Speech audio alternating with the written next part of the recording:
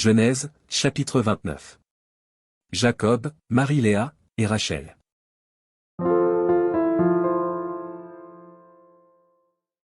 Jacob se mit en marche, et s'en alla au pays des fils de l'Orient. Il regarda. Et voici, il y avait un puits dans les champs, et voici, il y avait à côté 3 troupeaux de brebis qui se reposaient, car c'était à ce puits qu'on abreuvait les troupeaux. Et la pierre sur l'ouverture du puits était grande. Tous les troupeaux se rassemblaient là, on roulait la pierre de dessus l'ouverture du puits, on abreuvait les troupeaux, et l'on remettait la pierre à sa place sur l'ouverture du puits.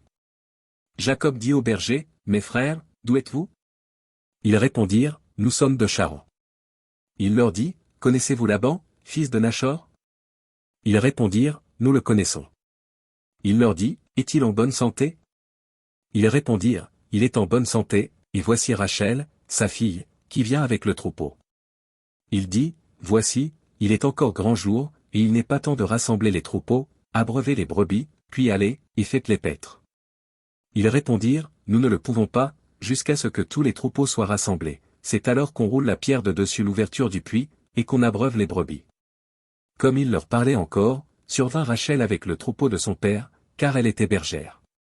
Lorsque Jacob vit Rachel, fille de Laban, frère de sa mère, et le troupeau de Laban, frère de sa mère, il s'approcha, roula la pierre de dessus l'ouverture du puits, et abreuva le troupeau de Laban, frère de sa mère.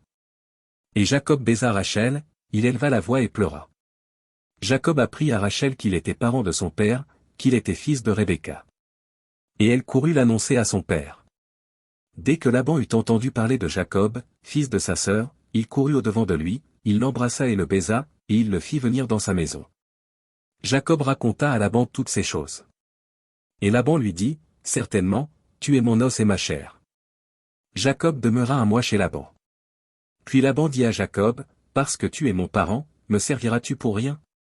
Dis-moi quel sera ton salaire. » Or, Laban avait 2 filles, l'aînée s'appelait Léa, et la cadette Rachel. Léa avait les yeux délicats, mais Rachel était belle de taille et belle de figure. Jacob aimait Rachel, et il dit, « Je te servirai 7 ans pour Rachel, ta fille cadette. » Et Laban dit, « J'aime mieux te la donner que de la donner à un autre homme.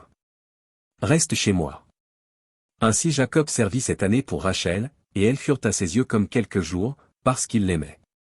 Ensuite Jacob dit à Laban, « Donne-moi ma femme, car mon temps est accompli, et j'irai vers elle. » Laban réunit tous les gens du lieu, et fit un festin.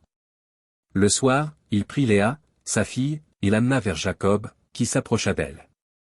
Et Laban donna pour servante à Léa, sa fille, Zilpa, sa servante.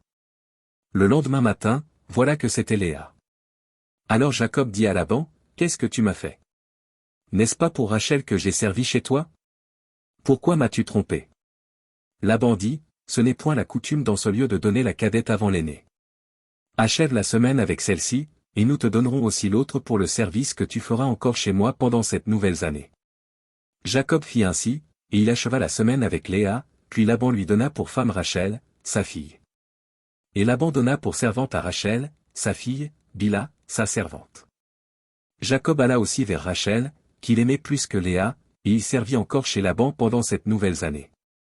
L'Éternel vit que Léa n'était pas aimée, et il la rendit féconde, tandis que Rachel était stérile. Léa devint enceinte, et enfanta un fils, à qui elle donna le nom de Ruben, car elle dit, « L'Éternel a vu mon humiliation, et maintenant mon mari m'aimera. » Elle devint encore enceinte, et enfanta un fils, et elle dit, « L'Éternel a entendu que je n'étais pas aimée, et il m'a aussi accordé celui-ci. » Et elle lui donna le nom de Siméon. Elle devint encore enceinte, et enfanta un fils, et elle dit, « Pour cette fois, mon mari s'attachera à moi, car je lui ai enfanté 3 fils. » C'est pourquoi on lui donna le nom de Lévi. Elle devint encore enceinte, et enfanta un fils, et elle dit, « Cette fois, je louerai l'Éternel. » C'est pourquoi elle lui donna le nom de Juda. Et elle cessa d'enfanter.